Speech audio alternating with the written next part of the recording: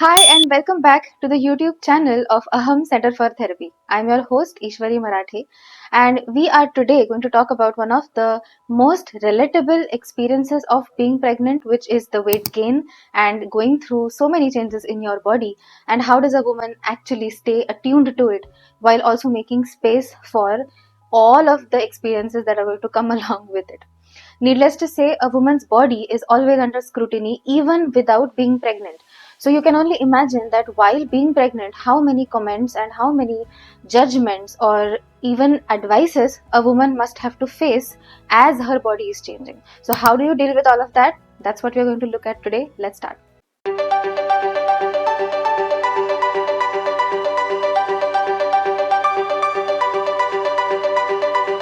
So I think it is only fitting to start today's video by talking about general relationship that a woman has with her body. Now, you may be someone who has always been really comfortable in their own skin and also knew the kind of changes that pregnancy would be bringing up. And your pregnancy also has also been quite predictable, so nothing out of the blue has really changed in your body. You may also be someone who has also pre-pregnancy struggled with how they looked, how thin or fat or healthy or unhealthy they were, and now is also now doubly concerned about how their body changes. And you may also be someone who is experiencing some bodily changes that you had not anticipated, that you had not seen coming, or the doctor is now telling you that yeah, this is one of the rare things that do happen to a woman, but it's not a rule that every woman will go through this. So let me just start by giving all of you and your experiences a big welcome in this video today, that all of these spectrums are very much here to stay and we want to make space for them. So regardless of where you fall on this line, I hope that you stay along and that by the end of the video you find out newer ways to just love your body, respect your body, support your body as it is doing this Herculean task of building a new person. If you have seen any of my previous videos on the page or also the pregnancy series, you know that I'm a very big proponent of letting the thoughts come as they are, letting them be for you for some time, and then giving them the permission to go away. The same can be done for thoughts about your body that might pop up. So, what are some examples that women might have? One line of thought could simply be, even before anything starts showing, it can be about, will I actually look pretty enough as the pregnancy progresses? I see so many of these women flaunting their tiny little cute bumps and absolutely looking flawless in the third trimester pictures. Will I really be able to look like that? Or after delivery, how will my body change? Now, that is definitely a thought that has been playing on my mind for sure in the third trimester. Ki after the delivery, in the postpartum phase of the year or two, how might I go back to the body type that I had? How might I keep myself healthy and fit with all the new responsibilities? So, all of these thoughts, they might be your first line of direction. The second one would be actually judging your body as the changes are going on. So, many women experience acne, they experience hyperpigmentation, they may experience some thinning of hair during pregnancy. Now, all of these things, the thoughts around that could be that I am not liking this, I did not sign up for this. And every time I stand in front of the mirror, I can't help but compare how well I used to look before and how I look now. That could be your second line. And then the third line could be not something that originates from you, but rather from the people around you, that a woman's body, like I said at the start of the video, is always a favorite topic of scrutiny. So, especially in pregnancy, there might be people who will come up to you and make comments about your bump. For example, I am in my early third trimester now, and I do have a lot of people kind of sometimes hint or very subtly just look at my belly and be like, huh, doesn't feel like you're that far along. Initially, that used to bring up thoughts in my mind, if I'm doing something wrong, if I'm not giving enough nutrition to my baby, that the bump is not bigger than it should be. And then you kind of fall down that trap of comparison too, don't you? That, oh, that woman in her third trimester had this bigger bump, why don't I have it? And vice versa. So that could be your third line, depending on what people around you are telling you.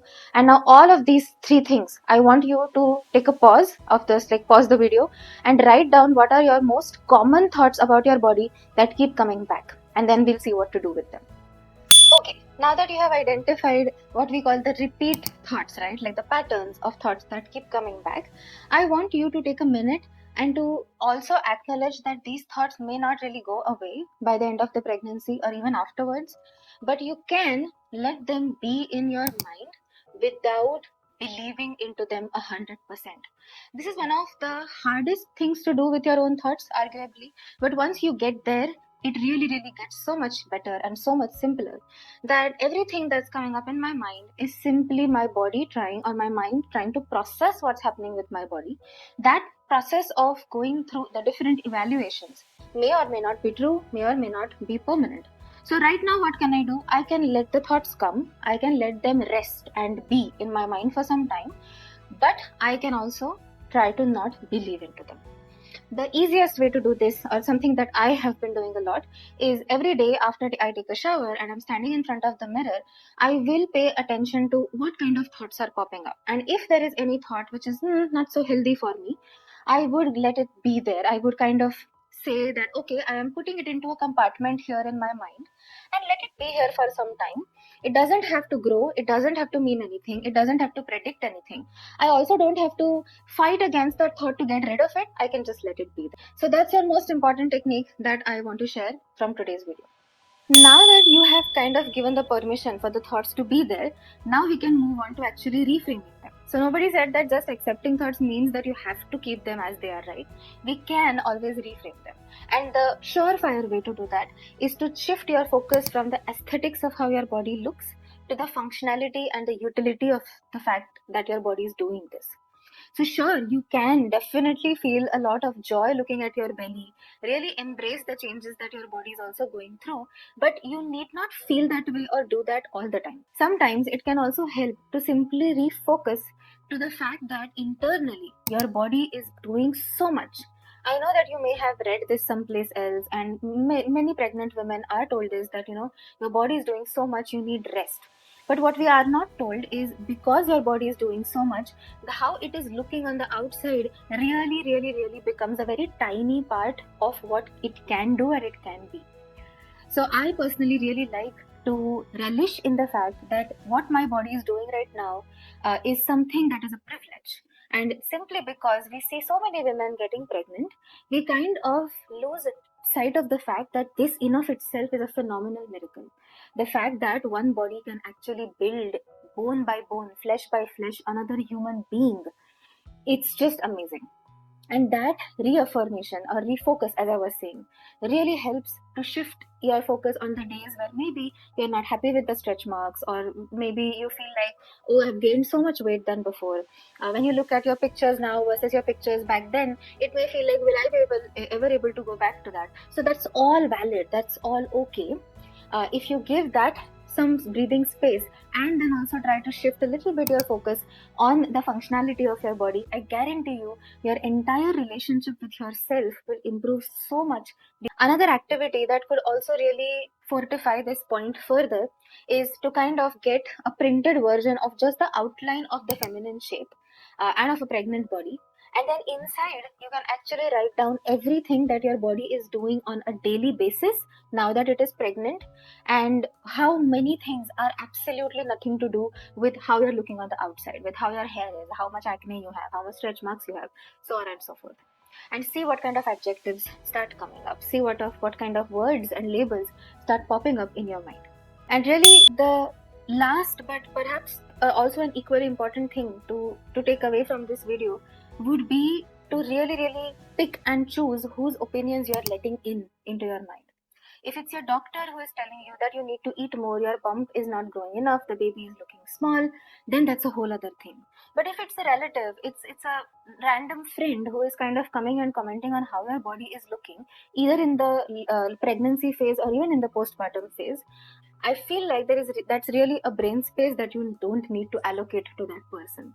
So opinions are not facts. That is something that we say in therapy all the time. So someone else's opinion, someone else's anecdotes, people do that a lot. Okay, I knew someone who had this experience in their pregnancy. And then that kind of becomes the metric that they are using on you.